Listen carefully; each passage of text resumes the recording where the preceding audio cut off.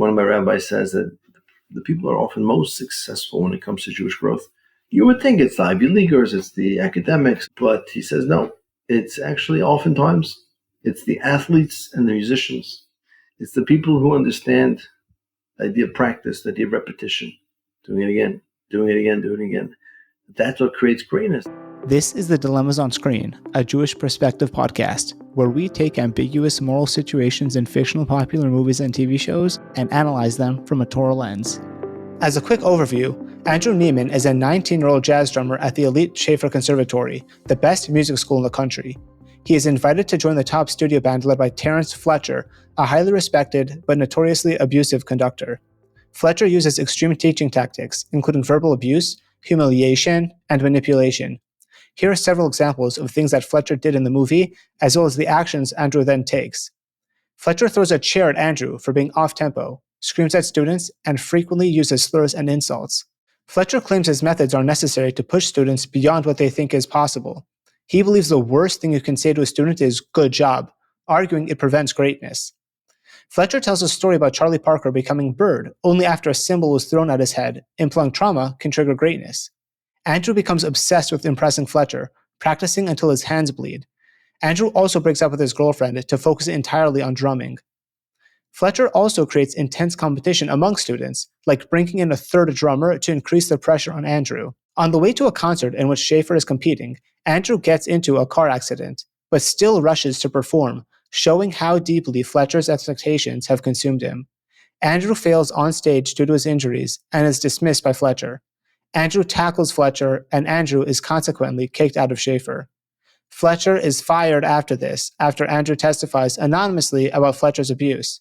Later, Fletcher manipulates Andrew into performing in a public concert with the intention of sabotaging him. The sabotage? Fletcher misleads Andrew by telling him to practice for one piece of music when the music that was actually going to be played was completely different. Andrew initially falters, then takes control of the performance with an extraordinary solo. The final scene ends with Fletcher giving a small approving smile and nod, and Andrew returning it, leaving their dynamic unresolved. Was this healthy and necessary, or abusive? The film raises the question of whether Fletcher's demands and borderline cruelty was what allowed Andrew to reach his full potential, or if the cost was too high. Here are a few questions we'd like answered. 1. Before we focus on the specifics of Fletcher's approach, I want to ask more broadly, from a Torah lens, do we endorse harsh teaching methods, being tough, demanding, exacting, perfectionistic, and battering students? And 2, speaking more specifically, do we encourage our students to practice even if it gets to a point where they're bleeding, where they put their hands in ice water to temper the pain so they can keep going? Another question. Fletcher kind of lied to one of his students by telling the student that his instrument was out of tune. It wasn't true, but the student didn't know, and that's as bad as being out of tune according to Fletcher. Can you do that? That is, purposely mislead a student and then kicking him out of your class for the sake of teaching your other students and for the sake of creating the best band possible? Another point. Fletcher brings Connolly in, a third drummer, to increase competition between the drummers. It pushes them to be the best they can be. But is that ethical? As in, can a teacher purposely create an atmosphere of competition for the specific purpose of making his students practice and perform better, to try harder? 3. Do we agree that good job is such a tragedy? Don't we want to give positive affirmation? Or does that positivity just breed complacency? And honestly, we can kind of see what he means. And to push this point further, Fletcher seems to be of the opinion that a musician like Bird would never get discouraged. No amount of harshness would discourage him. Well, why can't we say the flip side? No amount of positivity would stop him from pushing himself. Or does it not work that way? I.e., harshness will keep pushing someone, but the soft hands will stop him? Is that the point? Is that true? And then fourth question, my last question.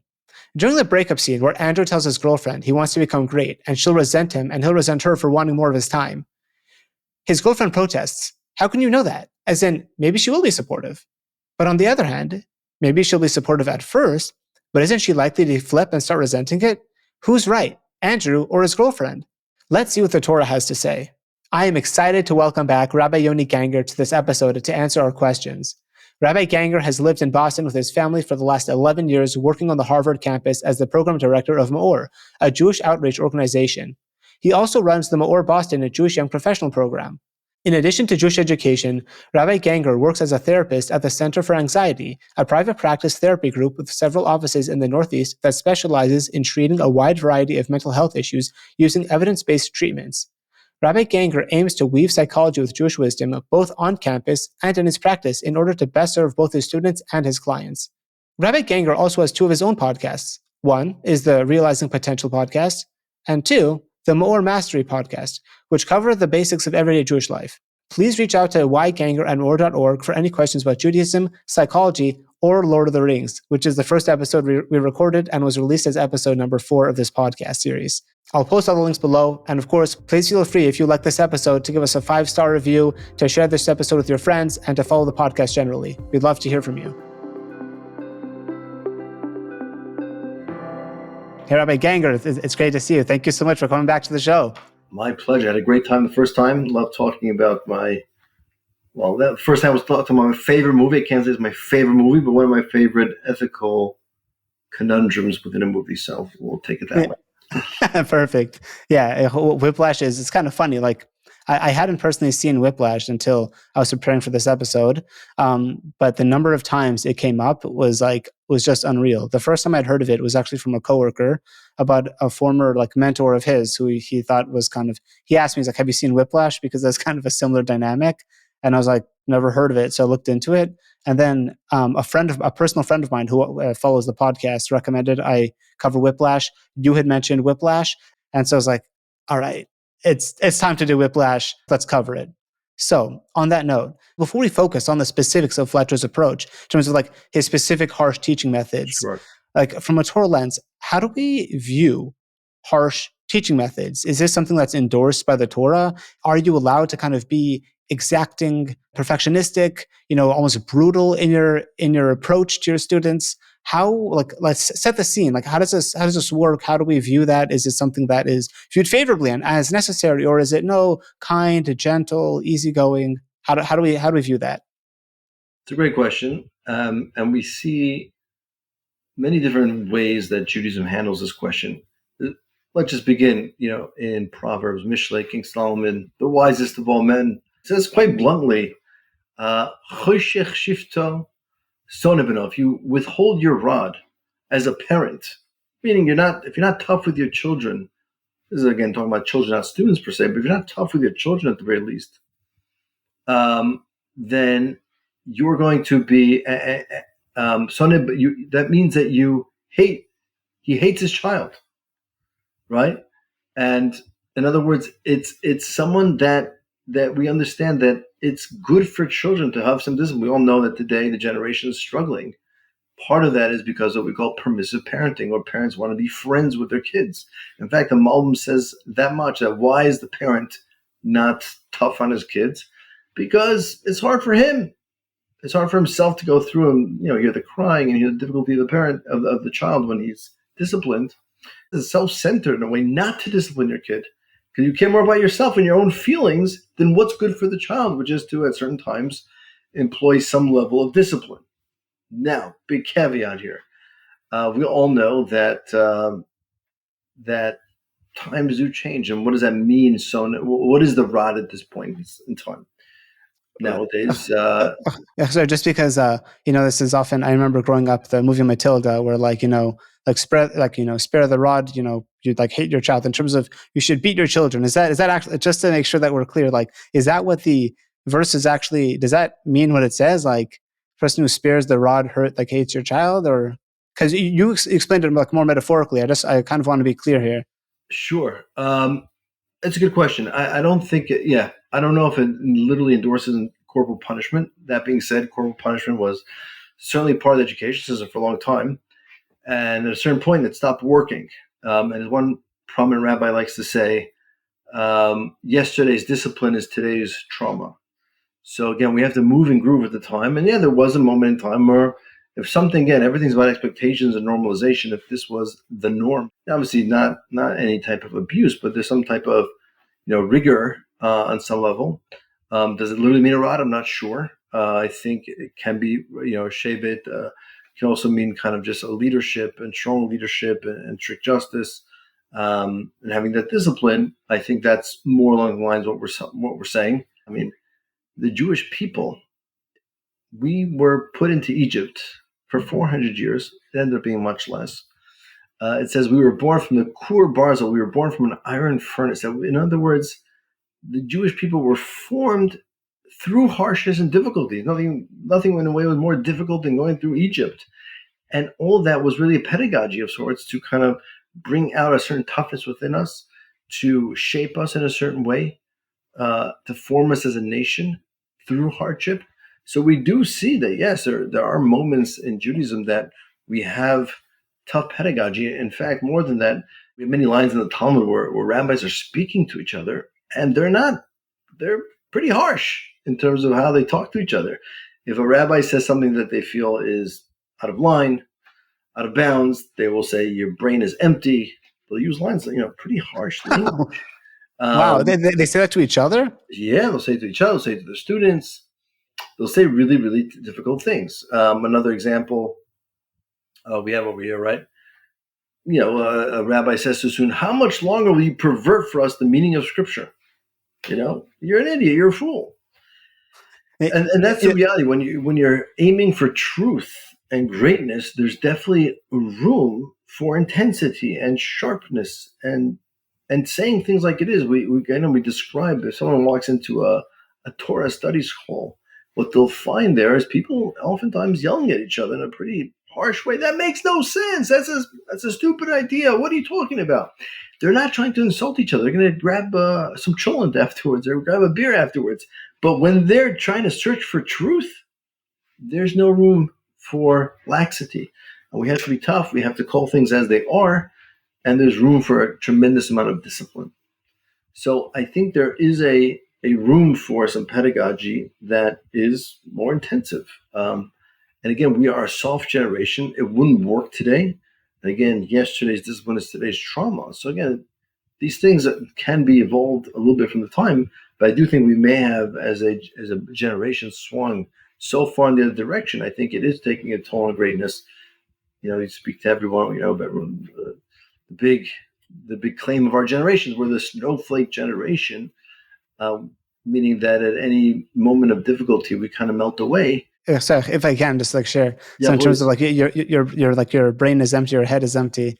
That just reminded me of a comment I got from when I think I was in my first year working as a lawyer. I worked with a partner who's top of his field in Chicago, and so usually lawyers don't we're not reinventing the wheel, right? In terms of we have forms, we have precedents. You don't need to redraft an entire lease anew. You just take something that you used before. So there's a form. So I was asked by this partner, hey, can you put this together? And it's probably a more straightforward, straightforward drafting assignment. But even so, I was do you have a form? And I think he had responded in some way. I was like, oh, but do you have a form for this? And his response in his email was, use your brain, not a form. And I was it stung a little bit, but I remember laughing. I was like, I mean, fair enough. Fair enough. Use your brain. In the right way, at the right time.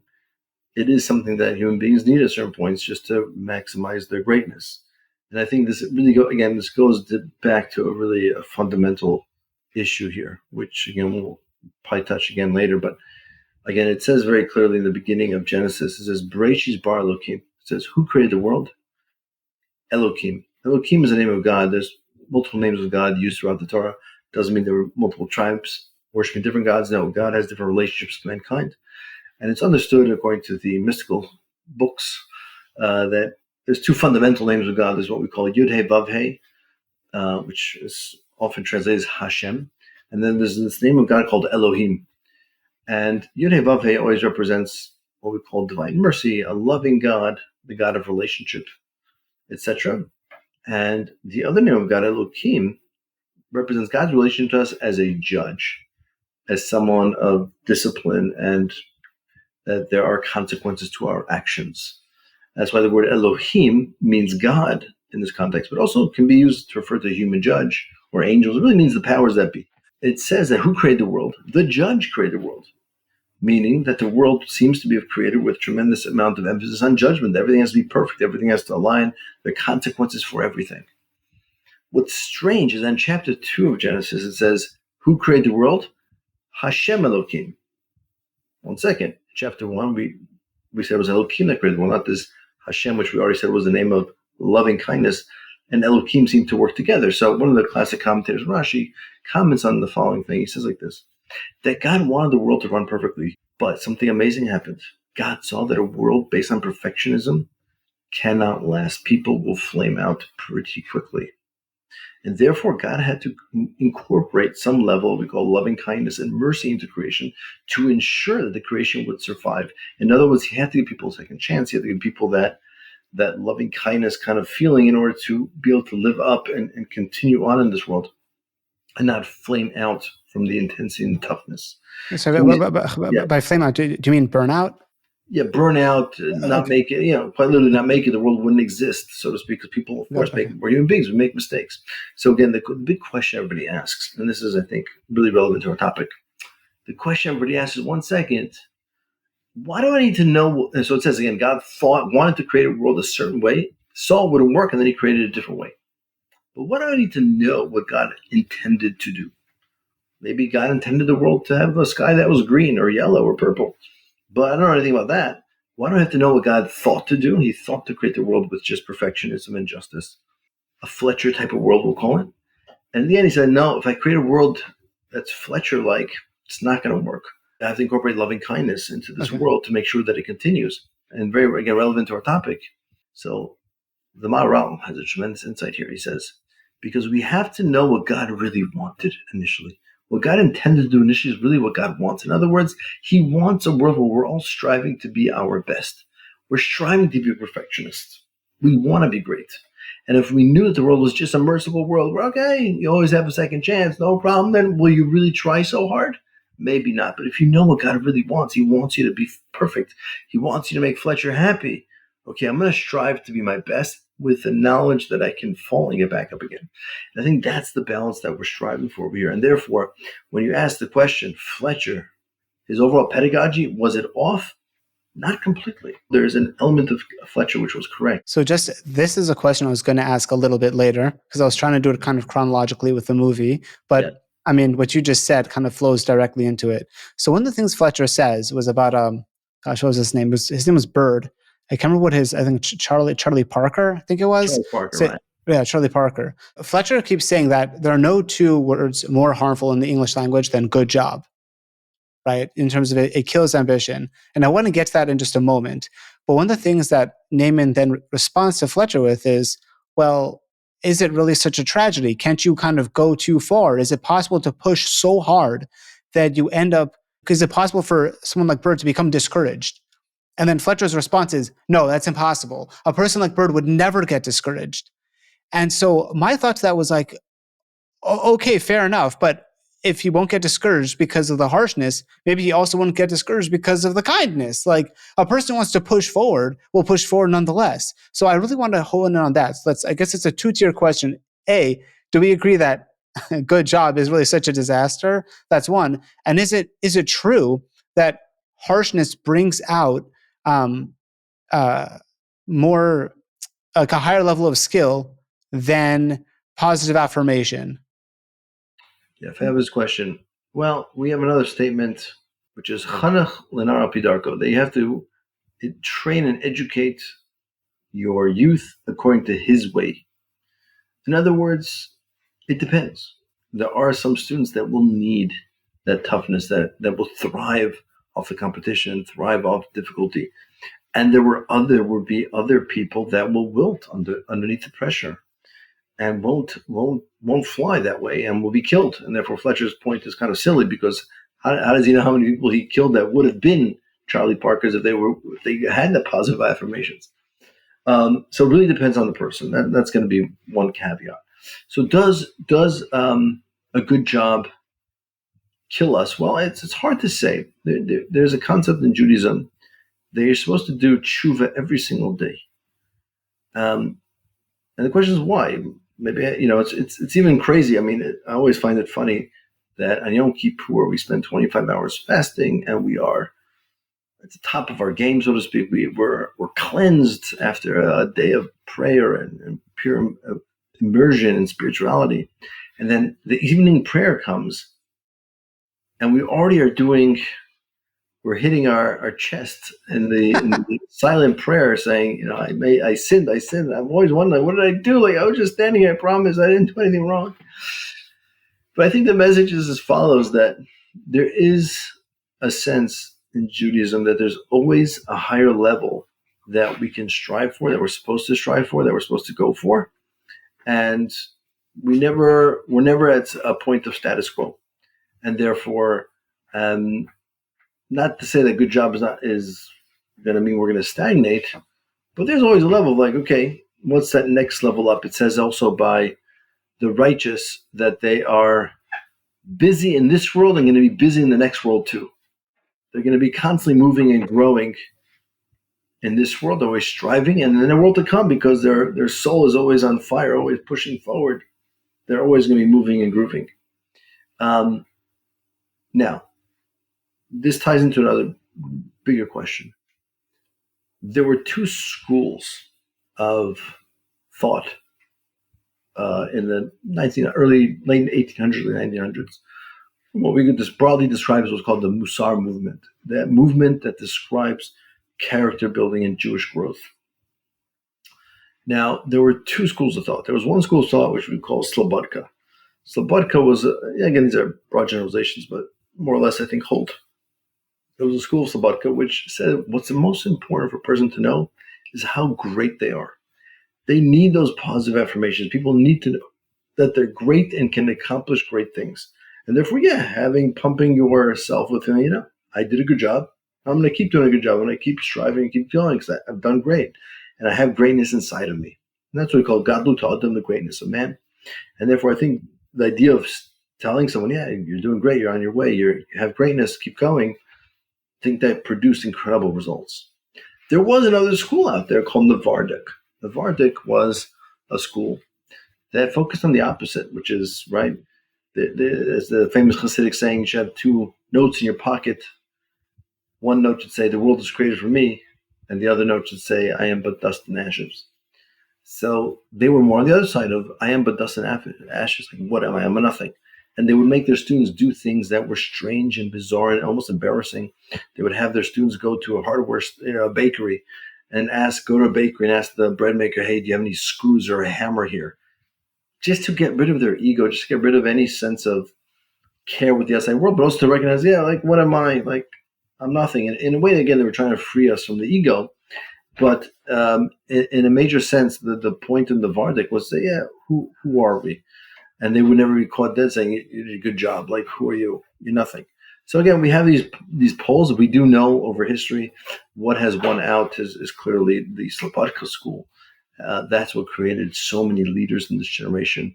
Almost all the great leaders of American Jewry and European Jewry in the last 100 years all emanated from the school of Slobodka, which was all about finding the greatness in a person. And I think, I don't know, would they say good job? Potentially. But that being said, there was one of the great rabbis from Slobodka named Rabbi Hutner. Rabbi Hutner was one of the great thinkers of the last 50, 75 years. Super original, deep, profound, incredible mind. But he was out there, and he was such a great mind that he wanted to go to Hebrew University and hear from all the academics all the biblical criticism, and then go speak to Rav Kook about why they were wrong. He was willing to listen and explore everything and anything. Really, just a very broad thinker in all ways. So in this case, the Alter of Slobodka, so he treated him differently, and he was actually very tough on him. Very Fletcher-like in his approach here with this one particular student who he knew could handle it and could take it. And again, this is the big caveat of this whole movie, I would say, is, and this is what we're missing from the movie a little bit, is, or Fletcher in particular, is that, so one rabbi said, wow, it's amazing Rav Hutner was able to take so much of this, what we call rebuke, and he thrived on it and became great through the rebuke of the altar. And amazing how the altar Slobodka, the Rabbi Slobodka, was able to tailor-make, again, the education.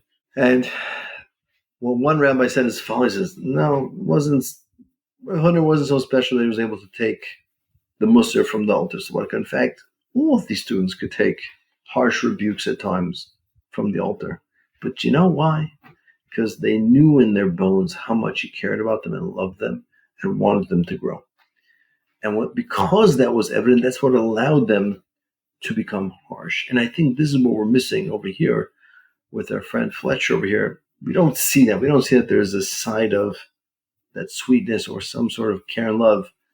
And again, that's the magic of the movies. At the very end, right, there's that little smile at the end, that really poignant smile when a student plays it in the right way, as if he's finally made it in a certain way. He got that good job at the end. Is that enough? I'm not sure. What being under the tutelage of a tough teacher like that requires kind of the letting go of ego and being just a vessel for receiving, trusting the process. So I think that's right. I think ego often gets in the way of our greatness. And also just like as a general point, I mean, about the whole good job thing, like you'll never find a professional athlete who's like, I just want to be told by my coach that I'm doing a great job. It's like, yeah, dude, that's not gonna get you the medal, man. That's not gonna get you the championship, being told how awesome you are. It's like, you could do this better. 98%, you're 2% away from perfection. That's where we want to go. Nothing less than that. And dude, that's how you win. And one thing I actually liked about the movie that they did really well was I thought, kind of maybe they're going to teach like, Fletcher's this jerk and they're going to lose the competition. And I remember exactly which competition it was, but they announced in the movie that the Shaffer School won the competition. And I was like, that's kind of powerful and kind of slightly dark, but it just goes to show like, yeah, he's demanding. Yeah, he can be sometimes kind of brutal, but it works. Now, at what cost, right? At what cost? And that's something we definitely. Burn out, and when will it again flame? When will the flame out happen? Right. Was the question. When will the rebellion happen? You're right there. And that's where, again, we need that beautiful blend that we need to have to make it all work. It's got to be there. Right.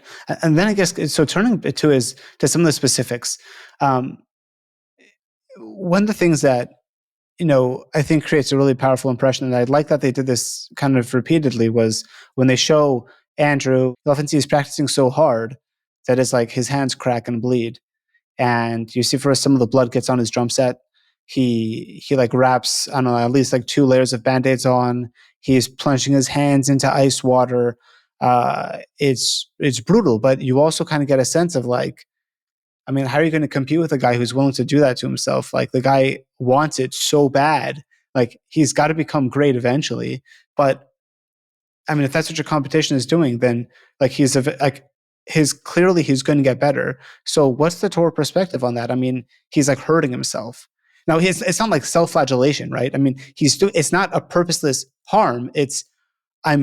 I need to it's kind of like the example of, again, working out. We don't think of this, but when you're working out your muscles, you're tearing your muscles. That's like, right. It's supposed to hurt. If you look at someone working out, if they're like smiling with joy, they're probably not working out so hard. It looks like they're in pain, but they're doing it because they want to grow, because they want to get stronger. They want to get better. They want to get faster. They want to have stronger endurance. So what's the Torah perspective on that in terms of almost causing yourself harm to grow? Yeah, great question. So we know there's a verse in the Torah, when a person dies in a tent. And it's talking about purity and impurity, but the way it's written in the verse, it indicates that there's something else going on, that there's a reference to something else, that the ohel, of course, the tent always represents in Judaism, all the way back from Jacob, that Jacob dwelled in tents, and everyone understands that what it means, dwelled in tents. But it means that he was learning, that the tent represents being internal, being inside, learning and growing inside of yourself. And it seems to indicate that a person, in order to really grow, he needs to, quote unquote, kill himself. And that doesn't literally mean kill himself, but it does mean, right? It says in Pirkei Avot, pas b'melech tochel, bread and salt. Bread and salt is all you should eat if you're trying to become a Torah scholar. There's an incredible emphasis that, there got to be some minimization of worldly pleasure if you're going to achieve true greatness. And therefore, there's some encouragement there. It says further, right? It says that, it says in reference to the oral Torah, it says, it is not found in the land of the living, right? It means that the oral law is not found among those who pursue the pleasures of this world, its passions, glories, etc., right? And then it brings our verse that we said that this is a law. When a man die in a tent, right? That is the path to understanding, is that I go and I have to, again, minimize, kill my body, my physical desires in order to become great. The Talmud says further something astounding in terms of, again, this intensity. It says someone who reviews a portion of the oral Torah 101 times is categorically of a different person than someone who reviewed it 100 times. It's mind-boggling. 101 times. Like that's a tremendous amount of time to review, a piece of analytic Talmudic study. But the Talmud encourages us, you have to push, you have to repeat, you have to bring it into your bones until it falls into your heart. And therefore, yes, there's certainly an emphasis on this, that there is we have to strive, and we have to, it's very interesting. One of my rabbis says that the people are often most successful when it comes to Jewish growth. You would think it's the Ivy Leaguers, it's the academics, but he says no. It's actually oftentimes it's the athletes and the musicians. It's the people who understand the idea of practice, the idea of repetition, doing it again, doing it again. That's what creates greatness. That's usually the push. So yeah, there's definitely an element here. Again, do we have to get to that point of physical pain to that extent? Hard to say. But that being said, when Moses goes up to get the Torah, right, he spends 40 days, 40 nights, no bread, no water, he's going for it. There's certainly a place for it if, again, you're the right person for it, and that's your mission in life, is to strive to that level, is to go all out and be willing to sacrifice for your greatness. Yeah, I remember that whole, the pat b'melech tochal, the bread with salt, you should eat like bread and water effectively. And I just remember, I was reading this book by Rabbi Dr. Akiva Tatz, Letters to a Buddhist Jew. He quotes this Mishnah in terms of that, like, you should eat bread and like bread with salt and drink water and sleep on the floor. And so Rabbi Tatz says, he's like, it's not because you have to eat bread and water. That's not the point. The point is that attachment to materialism is antithetical to like spirituality and growing in Torah. In terms of the bread and water shouldn't be important, but neither should be the rich food. Fine dining, fine. Bread and water, fine. Shouldn't make a difference. As long as it does make a difference, you could eat whatever you want. How much do you care about the food that you're eating? And that's going to say a lot about where you're holding. Like, presumably, if you care about spirituality, then it's like, whatever food is this going to nourish my body? Great, because I care more about nourishing my soul. But 100%. Yeah, exactly. You shouldn't derive pleasure from materialism, but you're allowed to have it, and it should be used in some way towards a higher spiritual goal. Right, like it shouldn't be a value in itself. It's not like I'm gonna. Yeah, it was. I know when I was in France, I just couldn't. It was just too much. One of the people I was hanging out with when I was backpacking when I was 23 years old, and someone was like, France, we are number one in gastronomy. We're like number one in gastronomy. We're the best. We're like the best cooks. And I was like, I think that's cool. I mean, that's cool, right? I mean, I think we could all enjoy like a good meal, but it's like that's like the one, that's the thing that you're most proud of. It's like, listen, man, I enjoy a good meal, but it's not like I'm not gonna go around like the one thing I hope people will say about me is, dang, Ophir was an amazing cook. Yeah, we live in a foodie culture. It's bizarre. yeah. But yes, so I guess moving on to my next question about Fletcher was, he's getting really angry about the fact that one of his students, their instrument was out of tune. And then Fletcher kind of like focuses on like one guy and just like really beats down, like, are you in tune or out of tune? And the point is, the student didn't know, or like the Fletcher accused him, like, your instrument is out of tune, get out of my class. And the student leaves and he's kicked out of the band. And then once he leaves, Fletcher's like, his instrument wasn't out of tune, it was fine, but he didn't know. And that's bad enough, and that's why I kicked him out.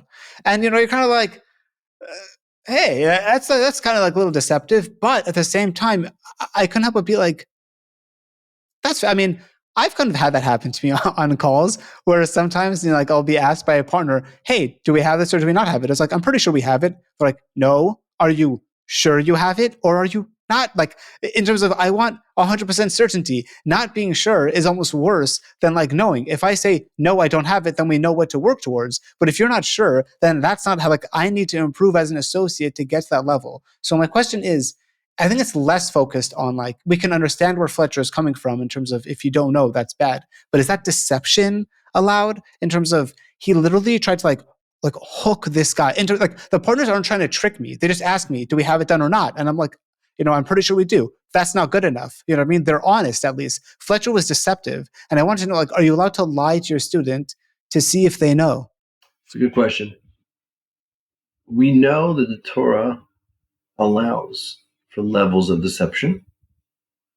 The two famous examples are, we have what we call the famous white lie, where Sarah, when God tells Sarah that she's going to have a kid, and Sarah laughs and says, my husband's old, how's it going to happen? And then when he reports to Abraham what happened, he only says, well, she laughed, and kind of leaves out the part where she mentioned that Abraham was old.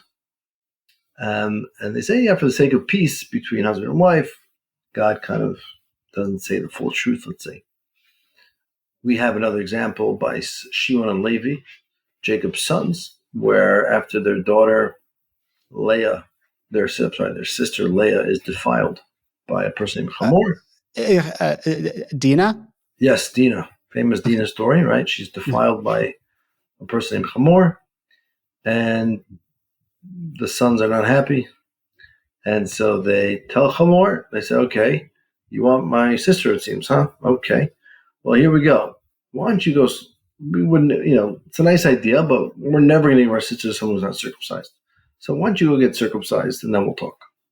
And the implications seem to be very clearly from their speech that if he were to do it, the circumcision, that fine, that would make amends, and they would try to make some sort of deal with Hamor. Of course, they use a sort of deception over here to make himself weak. Hamor circumcised himself, and on the third day is the most painful day. Shimon and Levi come to the town, and there's a whole debate why they did what they did, but in any case, they basically ransack the town and take their revenge on Hamor.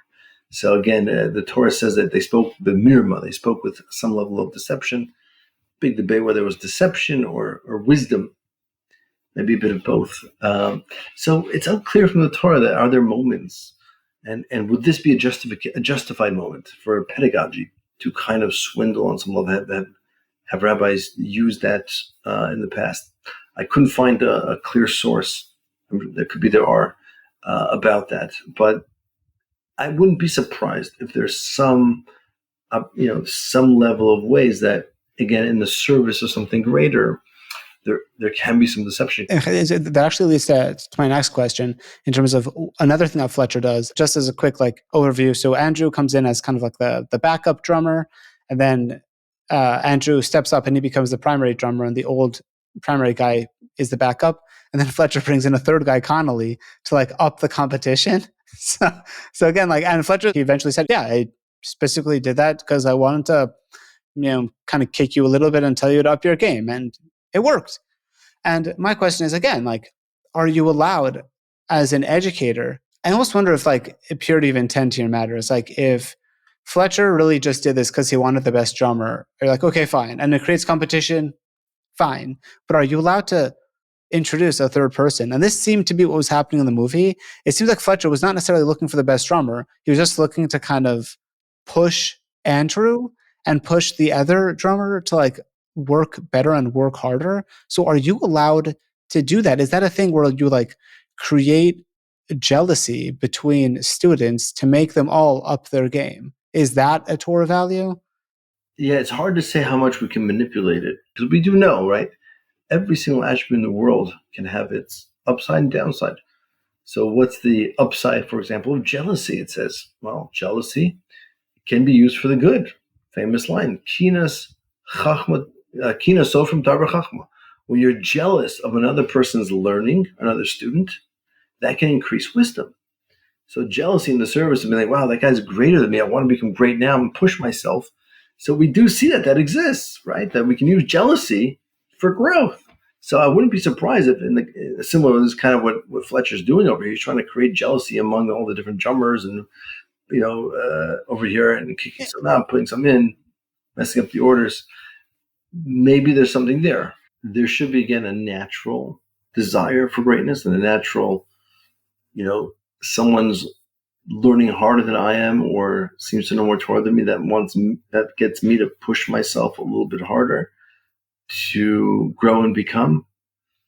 How much can you create that, manipulate that, as opposed to it happening kind of organically, where people just naturally notice that there's different levels of drummer? And I think anyone who's honest will see where they're at. They'll see if there's another drummer in the room that seems to know the piece better than you. It's good to see that, so you can strive. So I think, once again, it's hard to say how much you can manipulate that. That being said, the concept is somewhat there. This idea, again, this idea of jealousy spurring some growth. That's the positive use of jealousy in the world.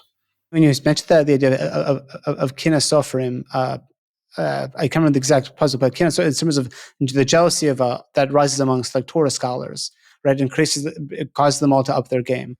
So one thing I have noticed through our discussion was, so this idea of jealousy is meant to make Torah scholars increase their scholarship. Yeah, this idea of when it comes to Torah learning, right, that like ish ki yamut ba'ohel, or like a person who dies in the tent, in terms of the tenets of Torah learning, you want them to learn Torah more intensively. Does this concept apply only to Torah learning, or can we also extract this to like other mitzvahs? And I'll enumerate some that I was thinking about, and then extracting it further, can you also do this in like a drumming context or professional context, or just like a kind of secular context? And just to start with the mitzvahs, like, are you allowed, if you have a donor who is donating like a big sum of money, like X sum of money, and can you say like, well, this other guy who's around your level of net worth or even lower is like, he's donating 2X, just letting you know that. Or can you be like, if you're like, wow, it's like, I heard you host, so-and-so number of people. That's really impressive. Just to let you know, like, I hosted double that.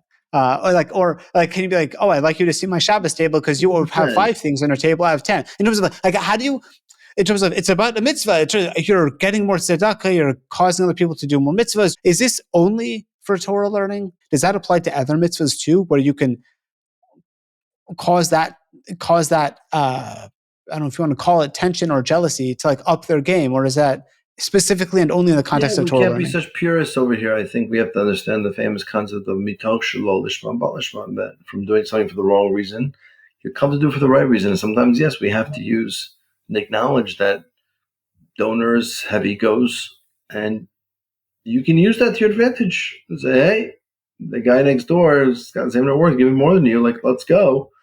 I think that's a very common practice in the Jewish world, and it should be used in the right way. It should be used lovingly. It shouldn't be used to make someone feel bad. Again, it goes back to this thing, like, would someone burn out eventually if they're constantly kind of compared to other people? Could be they'll burn out, or it could be inspiring. No question, in every field I'm in as well, engaging young people, there is some level of, let's see how many meetings you have per week. Oh, the other guy's having 20 meetings a week. What's the standard? And so on one hand, when you want to ultimately in life live for yourself, live competing against yourself and only yourself. But even the Ramchal says in Mitzvahs Yesharim, he says something fascinating. He says, okay, so you don't want to try so hard spiritually. I don't understand. And I know that when it comes to your business pursuits, you go crazy if someone's making more sales than you or making more money than you. So of course, in the next world, when you realize all these people that did spiritually better than you, so to speak, you think you're not going to be jealous. You think it's not going to affect you. Of course it is. Just like over here. And so there's an innate element of the human being that has to understand that jealousy just is a way of motivation. It's something we kind of need to fuel ourselves, even though we're really competing against ourselves. But again, if we can use the concept in some way to inspire us, because we're not always in this pure state of doing things for a perfectly intrinsic sake. Sometimes we need those extrinsic motivators. Yeah, sprinkling in some extrinsic motivators is certainly appropriate.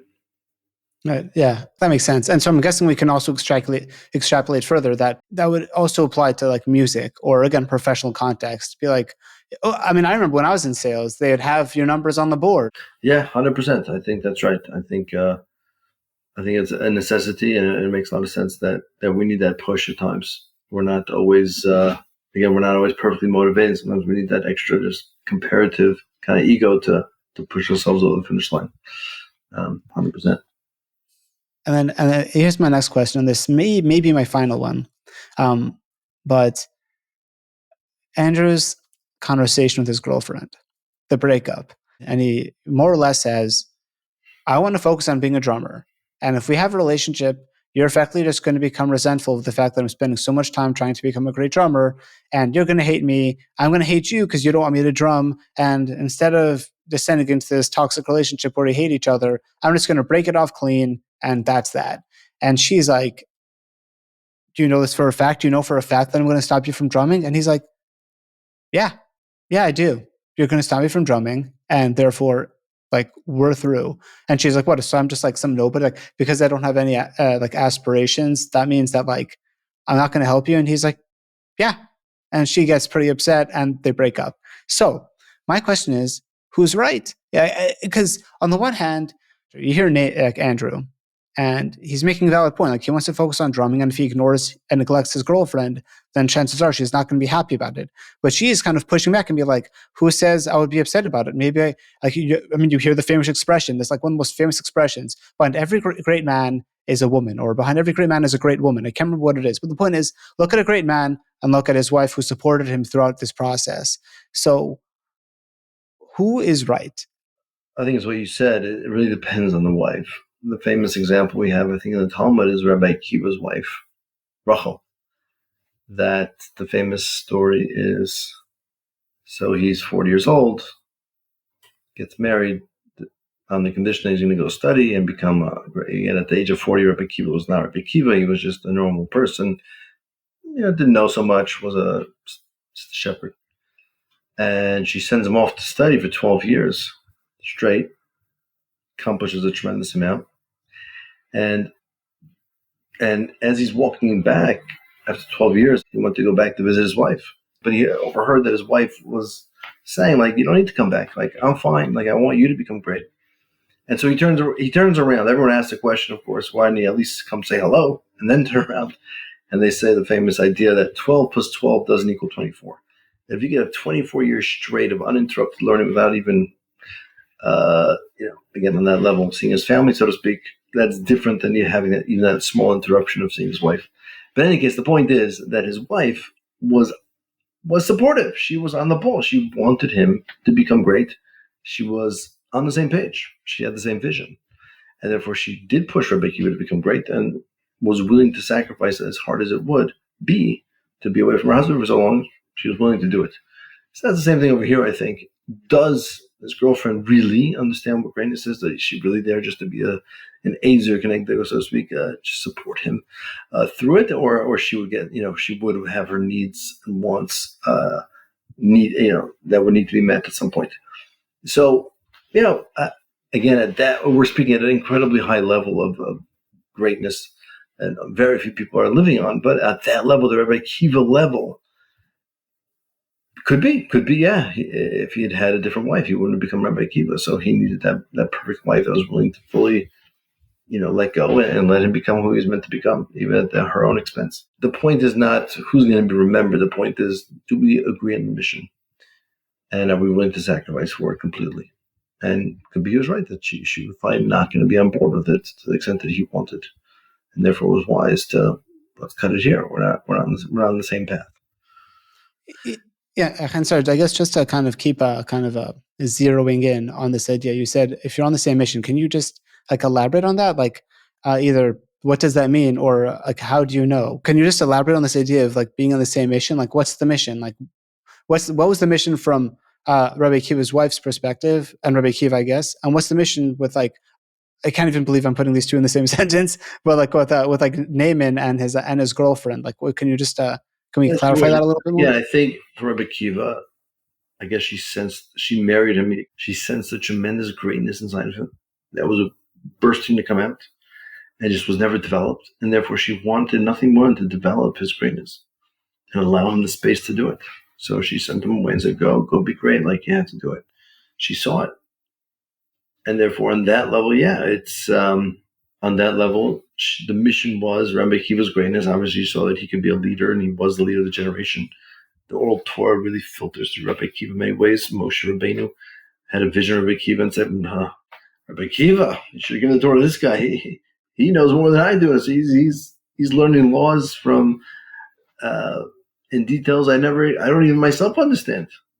So she saw that inside of him and said, okay, that has to come out for the world, the benefit of the world. So that was a mission there. You're right. Is it worth it to become a great drummer, to sacrifice everything? Hard to say. That is a harder question. But we know that if you ever see greatness in many sports, for example, when it comes to, for example, my sport, tennis, you hear the stories of the families, the sacrifice, that to give up everything. The Williams sisters, um, the amount of time and effort and money spent to create them. Is it worth it? Is it ever worth it? In a way, it's just a sport. On the other hand, yeah, they made generational money and influence, etc. Obviously, it seems to me there was something there. If you really see it, really have it, the key in life in general of all these things is to be genuine to yourself, to realize, like, is that greatness real? Is it really what my mission is? And if it is your mission, we have to do a lot of sacrificing to bring out what we're meant to bring out. So I think that's over here. If Andrew, for a reason, feels that becoming a drummer is some mission of his beyond, again, self-aggrandizement. Again, that's the key we have to tease out. Is it all for self-aggrandizement? That's not a worthy mission. But is there something else there, that there's just this insatiable desire for greatness and a lot of passion in music, and you'd be willing to be poor to do it also? Okay, maybe there's something there. Yeah, I actually love that. I think that actually does clarify in terms of, I like how you focused on the fact that Rachel, Rabbi Akiva's wife, saw how great Rabbi Akiva could be. So that was like her mission in terms of, they're focused on the same goal in terms of, I see how great you can be. And that's kind of, I guess, perhaps that is what attracted Andrew to Fletcher. Andrew felt like maybe the part of the reason why he wanted, again, and it's not exactly the same thing, obviously, it's a completely different relationship. That's his teacher. Right. But the point is, Andrew saw that Fletcher believed in him.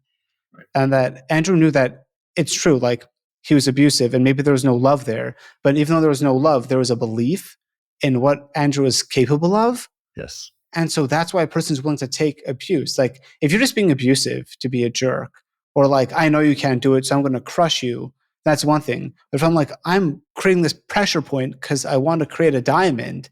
Wow, he believes I can be a diamond. You know what I mean? Yeah. Rachel's like, Rabbi Akiva, I can see you can become a diamond. So I'm willing to sacrifice, not so you can be some like, okay, so you learned for X number of years. Great. Now, tell me about your husband. He learned for X number of years. No. The idea isn't like I want him to learn for X number of years. It's at those number of years is what he needs to become that diamond. Yes. Yeah, well said. Beautiful. Yeah, beautiful metaphor. Awesome. I think that's right. That pressure is what creates that greatness.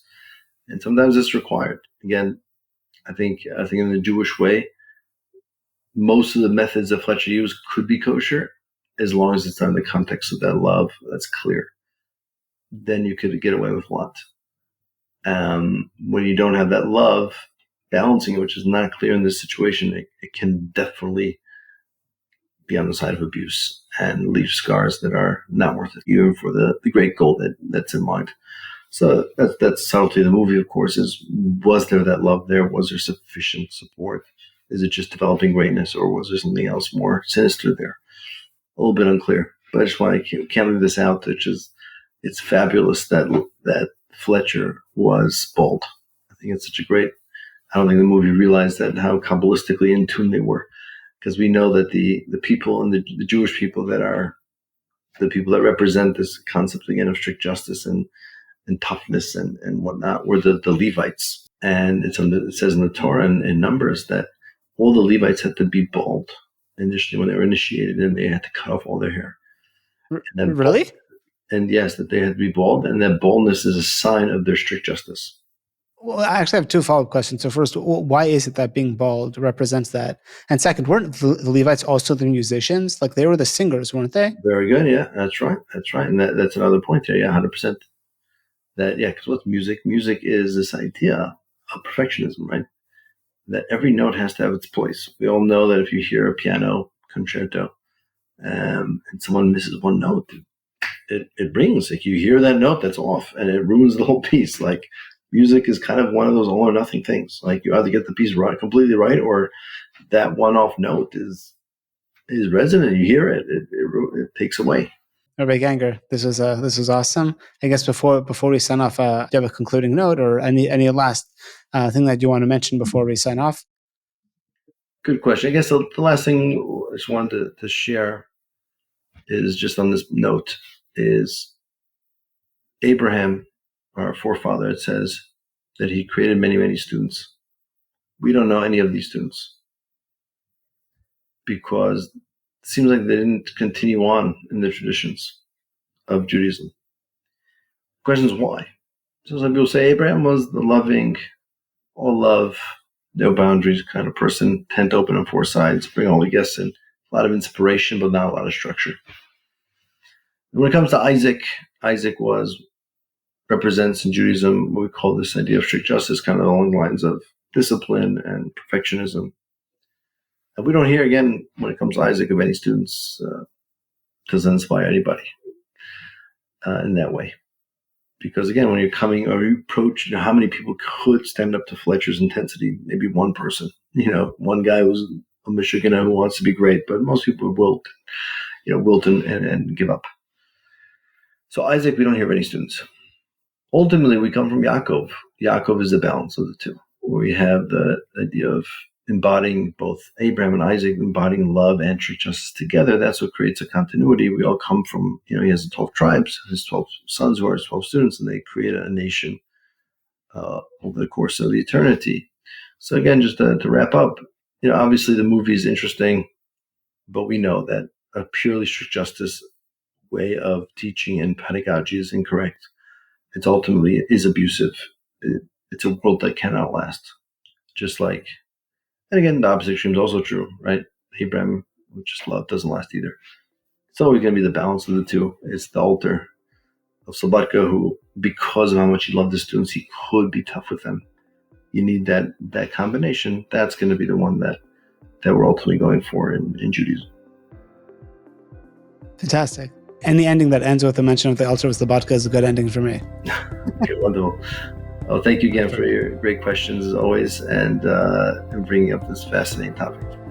Cool. Thanks so much, Rabbi Ganger. Thank you for tuning in to the Dilemmas on Screen, a Jewish Perspective podcast. If you enjoyed this episode, please subscribe. If you have any suggestions for a moral dilemma you'd like analyzed, feel free to send it over. Thanks again, and see you next time.